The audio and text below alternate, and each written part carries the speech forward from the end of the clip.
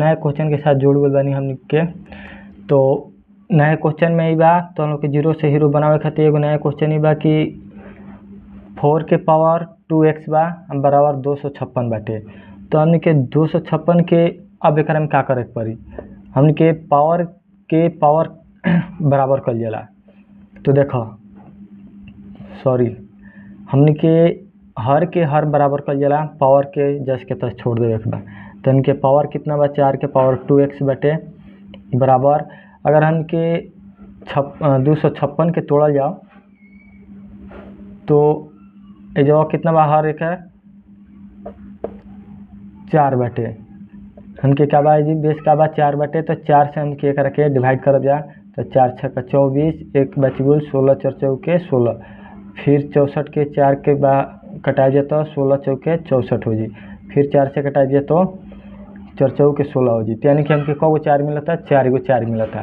तो हमके 56 के 4 गो 4 लिख देव जा।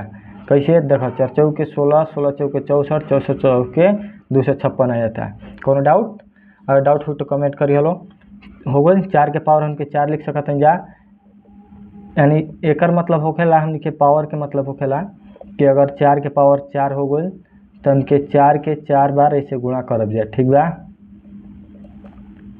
तो उतने आ जाई जितना कि बा। तो हो गई। तो अब देखो आगे, अब देखो बेस हमके दोनों के बेस कितना बा, बराबर बा 4 4 बा।